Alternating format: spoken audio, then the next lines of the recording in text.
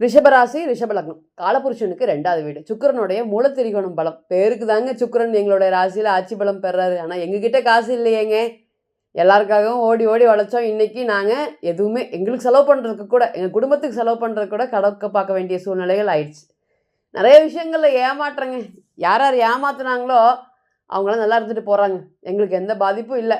கடவுளோட அனுகிரகத்தில் இன்றைக்குமே எங்களுக்கு தேவையானது எங்ககிட்ட இருக்குது அப்படிங்கிறத தைரியமாக வெளிப்படையாக சொல்லக்கூடிய ராசி ரிஷபம். சாஃப்ட்டுங்க.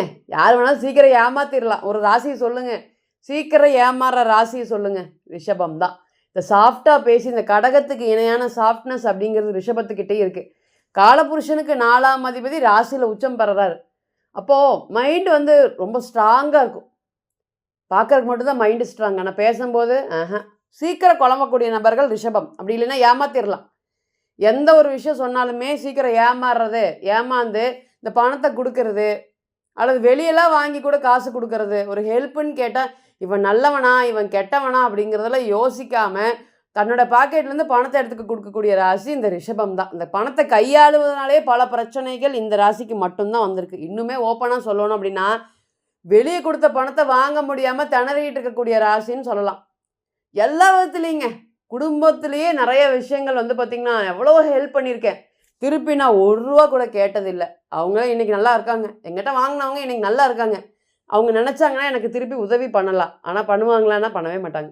இவன் என்னவோ கஷ்டப்பட்டாலும் பரவாயில்ல, நம்ம நல்லா இருக்கணும் அப்படிங்கிறத மற்றவங்க பார்க்குறாங்க. அதை புரிஞ்சுக்கிட்டீங்க. இன்றைக்கி தான் புரிஞ்சுருக்கீங்க. ராகு கேது 6ஆம் பாவத்தோடு சம்மந்தப்படும் போதே புரிஞ்சுட்டீங்க. இன்றைக்கி ரொம்பவே அதிகமாக புரிஞ்சுட்டீங்க. வாழ்க்கையில் காசு அப்படிங்கிறது ரொம்ப கவனமாக இருக்கணும் அப்படின்னு என்னைக்கு கேது வந்தாரோ அன்னைக்கே வந்து 6ஆம் பாவகத்தில் கேது, 5ஆம் பாவத்தில் கேது, இன்றைக்கி 4ஆம் இடத்துல கேது. தொடர்ந்து கடன், தொடர்ந்து இஎம்ஐ பிரச்சனைகள். என்ன பண்ணினாலுமே என்னால் ஒரு விஷயத்தை கம்ப்ளீட் பண்ணவே முடியலைங்க. இந்த கடனை நோக்கி நானை நோக்கி கடன், இந்த மாதிரி எல்லா விதத்துலையுமே இந்த தூங்கி எந்திரிச்சா கடன் அப்படிங்கிறது மனசை வந்து ரொம்பவே கஷ்டப்படுத்துது, காயப்படுத்துது. இந்த கடன் வரக்கூடிய வலி இந்த ரிஷபத்துக்கு ரொம்பவே அதிகம். ஏன் இந்த பொருளாதாரத்தை குறிக்கக்கூடிய கிரகம் குரு அஷ்டமாதிபதியாக வர்றதுனால தான் முக்கியமான பாயிண்ட்டு. இந்த கடனை அடைக்காமல் இதுக்கு முன்னாடி நிறைய பிளான் போட்டிருப்பீங்க, அது எல்லாமே ஈஸியாக அடைச்சிட முடியும். இந்த குரு என்னைக்கு 2ல் வந்தாரோ அன்னைக்கு பிடிச்ச கடனெல்லாம் இன்னுமே வந்து பார்த்திங்கன்னா கிட்டத்தட்ட ஒரு 3 இயர்ஸ் ஆகி 4 இயர்ஸ் ஆகி இந்த ஜென்ம குரு காலம் வந்துச்சு பார்த்திங்களா, அப்போ அடித்த கடன் இன்னுமே அந்த கடனை கட்ட முடியாமல், அந்த கடனுக்கு ஒரு சோர்ஸ் இல்லாமல் தொடர்ந்து எங்கே ஸ்டார்ட் பண்ணினீங்களோ உங்களுடைய கரியரை இல்லை உங்களுடைய வாழ்க்கையை அதே இடத்துல வந்து நிற்கிற மாதிரி இருக்குது. ஒரு 5 இயர்ஸாக க்ரோத் இல்லாமல் பின்தங்கி இருக்கிற மாதிரி. உங்களுக்கு பின்னாடி வந்தவங்களாம் இன்றைக்கி இந்த 5 வருஷத்தில் வீடு, காரு, இடம் அப்படின்னு ஓரளவுக்கு பாசிட்டிவாக செட்டில் ஆகிறது. நம்ம நல்லா வளர்ந்துட்டு வந்தோம். இந்த மத்தியம வயதில் நமக்கு என்ன ஆச்சுன்னு எனக்கு தெரியலைங்க. அப்படியே ஒரு 5 இயர்ஸ் கரியர் வயசும் சரி, பண வயசும் சரி, அப்படியே ஸ்டக் ஆகி நிற்கிறத பார்க்கலாம். நின்றுட்டோமே அப்படிங்கிறது இன்றைக்கி வருத்தப்படுறதும் ஸ்ட்ராங்காக இருக்குது. இன்றைக்கி ரிஷபம் தான் பணத்தை நினச்சி அதிகமாக கவலைப்படக்கூடிய ராசி. ஏன்னா பொதுவாக வந்து எவ்வளோ பணம் வந்துச்சு, எவ்வளோ பணம் போச்சு, அதெல்லாம் நான் பார்க்க மாட்டேன் அப்படின்னு சொல்லியிருப்பாங்க. இன்றைக்கி ஒரு ரூபாயும் பார்த்து செலவு பண்ணுற மாதிரி ஆயிடுச்சு. நிறையா சொல்லிகிட்டே போகலாம். இன்னுமே தனக்குன்னு மற்றவங்களுக்குன்னு நிறையா பார்த்து செலவு பண்ணது, தனக்குன்னு 1 ரூபா எடுத்து யோசிக்கும் போது நிறையா யோசிக்கிறீங்க, பண்ணணுமா வேண்டாமா அப்படிங்கிற மாதிரி யோசிக்காமல் செலவு பண்ணக்கூடிய விஷயங்களும் நிறைய நடந்துகிட்ருக்கு. இன்றைக்கெல்லாம் எங்களுக்கு என்னங்க 7.5 சனி ஸ்டார்ட் ஆகிடுச்சா, அந்த மாதிரி ஒரு பலன் கொடுத்துட்ருக்கு. என்ன காரணம்? இதுவுமே அந்த பாயிண்ட்டுமே வந்து ரொம்ப அதிகமாக ஜாதகம் பார்க்கும்போது இன்னும் ரொம்பவே மன உளைச்சலில் இருக்கீங்களா அப்படின்னு கேட்கும்போது எஸ் அப்படின்னு சொல்லுவாங்க. ஏன் அப்படின்னு கேட்டிங்கன்னா சனீஸ்வர பகவான் பாருங்கள், உங்களுடைய 3ஆம் பார்வையாக இந்த மேஷத்துக்கு கூட இந்த 7.5 சனியோடைய இம்பேக்ட் அவ்வளோக்கா இருக்காது. இந்த ரிஷபத்துக்கு 3ஆம் பார்வையாக ராசியை பார்க்கறனால எல்லா இடத்துலையும் மனக்குழப்பம். ஒரு விஷயம் பண்ண போகிறீங்க, அதை பண்ணி முடிக்காமல் அடுத்தது பண்ணுறீங்க, அல்லது வேண்டிய விஷயங்களை எடுக்காமல் ஒரு விஷயத்துக்கு போயிடுறீங்க, யோசிக்காமல் ஒரு முடிவு எடுத்துடுறீங்க. இந்த மாதிரி சொல்லிகிட்டே போகலாம். இந்த குருவால் பட்ட விஷயங்களும் சனீஸ்வர பகவான் பார்க்கறதுனால நீங்களாகவே இல்லை. மைண்டு வைஸும் சரி, ஆள் பேசுகிறதும் சரி, நடந்துக்கிறதும் சரி, நீங்களாகவே இல்லை. இதை பார்த்து தான் நிறையா பேர் இதே மாதிரி தான் நீங்கள் ஆகணும்னு நினைக்கிறாங்க. எப்படி நீங்கள் இருக்கணும்னு நினைக்கிறீங்களோ அதே மாதிரி இன்றைக்கி ஆகி அவங்களுக்கு ஒரு பேசுகிறதுக்கு ஒரு கருத்தை கொடுத்துட்டீங்க. அந்தளவுக்கு தான் இன்றைக்கி உங்களுடைய ராசியை பொறுத்தவரை ஏளனமாக நடந்துக்கணும், ஏளனமாக இவங்க வரணும், இவங்க கீழே இறங்கணுங்கிறவங்களுக்கு நீங்கள் அதே மாதிரி பாருங்கள். கொஞ்சம் நேரம் நாங்கள் கீழே இறங்கின மாதிரி எங்களுக்கு தெரிஞ்சிருச்சு. பொருளாதாரத்தில் வீக் ஆயிடக்கூடாதுன்னே நாங்கள் போராடிட்டு இருக்கோம். இன்னுமே மனசு விடாமல் போராடிட்டு இருக்கீங்க. இந்த ரிஷபமெல்லாம் வந்து பார்த்திங்கன்னா இந்த பணம் குடுக்குறாங்க, வேலை செய்ற இடத்துல குடுக்கல. அந்த விசுவாசத்துக்காக உழைக்கக்கூடியவங்க. விசுவாசம் அப்படிங்கிறது ரொம்பவே அதிகமா இருக்கும் இந்த ரிஷபத்துக்கு. அதனாலேயே வந்து கரியர் அப்படிங்கிறத வந்து நான் ரொம்ப வருஷமா இங்கேயே இருந்துட்டேன். என்னால எதுவுமே பண்ண முடியல அப்படிங்கிற நெறைய பாயிண்ட்டும் இன்னைக்கு இவங்க கிட்ட இருக்குது. மன ரீதியா, உடல் ரீதியா கடுமையாக குழப்பத்துல இருக்கவங்க இந்த ரிஷபம் இன்னைக்கு. இவங்களுக்கு குருவோடைய அதிசார பெயர்ச்சி. குரு இவர்களுக்கு நல்லது செய்ய மாட்டாங்கிறத ஸ்ட்ராங்கா சொல்லலாம். எந்த கிரகங்கள் சனி, ராகு கிரக சேர்க்கைகள் அதிகபட்சமாக அதுதான். அஸ்திவாரத்தை அசைக்க பார்க்கக்கூடிய கிரக சேர்க்கைகள். அந்த அளவுக்கு உண்டான பலன்கள தான் இன்னைக்கு குரு குடுத்துட்டு இருக்காரு. எல்லாமே 0 ஆயிடுச்சுங்க. இந்த காலம்.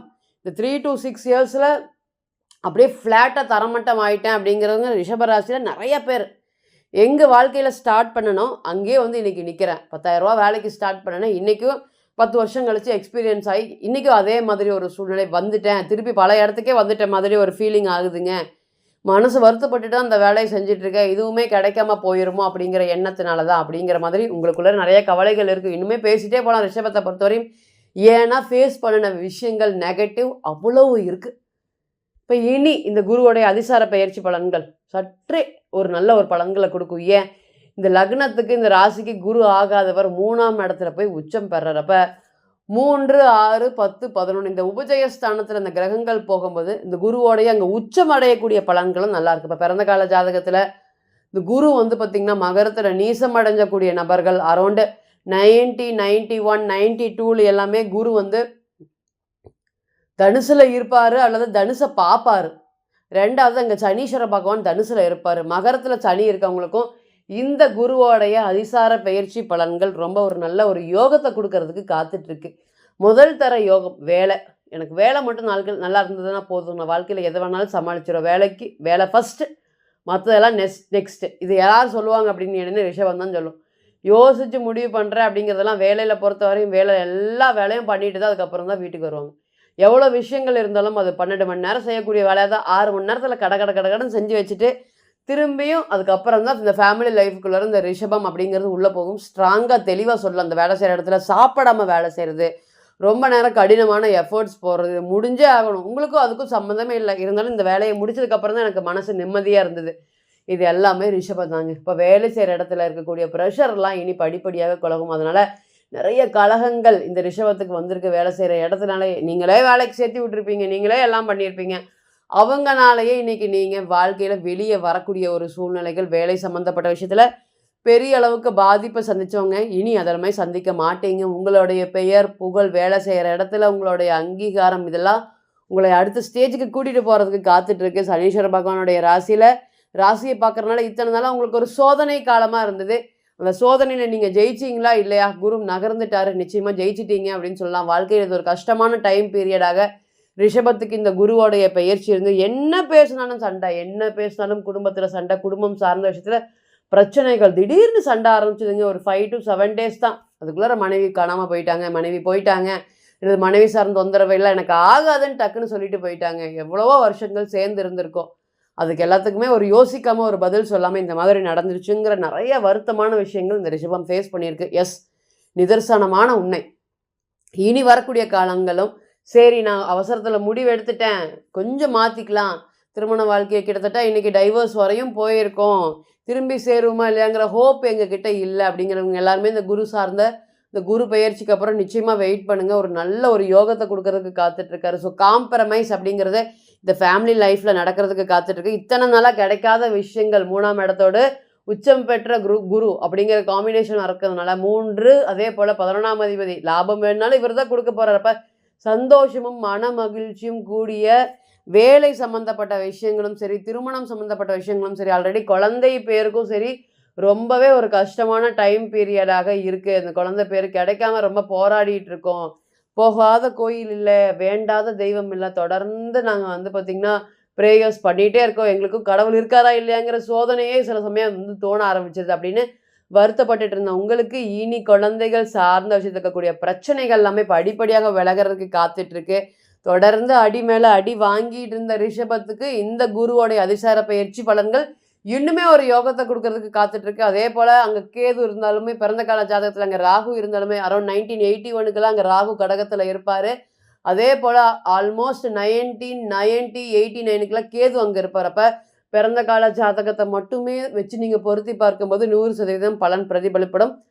கோச்சாரம் அப்படிங்கிறது மினிமம் ஒரு 20 to 30% தான் எடுத்துக்கணும். பிறந்த கால ஜாதகத்தை வச்சு அங்கே மேட்ச் பண்ணும்போது இனிமேல் பலன்கள் பாசிட்டிவாகவும் நடக்கும், அதே சமயம் நெகட்டிவாகவும் நடக்கிறதுக்கு வாய்ப்பு இருக்குது. ஸோ பிறந்த கால ஜாதகத்தை நீங்கள் ஒரு முறை ஆலோசனை பண்ணிக்கிறது தான் பெஸ்ட்டு. தனிப்பட்ட ஜாதகத்தை நீங்கள் ஆலோசனை பண்ண விருப்பப்பட்டீங்கன்னா கீழே இருக்கக்கூடிய நம்பருக்கு கான்டாக்ட் பண்ணுங்கள். நான் வணங்கக்கூடிய நரசிம்மர் உங்கள் எல்லோருக்குமே நல்ல வளமான வாழ்க்கையை ஏற்படுத்தி தர நான் நிச்சயமாக பிரார்த்தனை பண்ணிக்கிறேன்.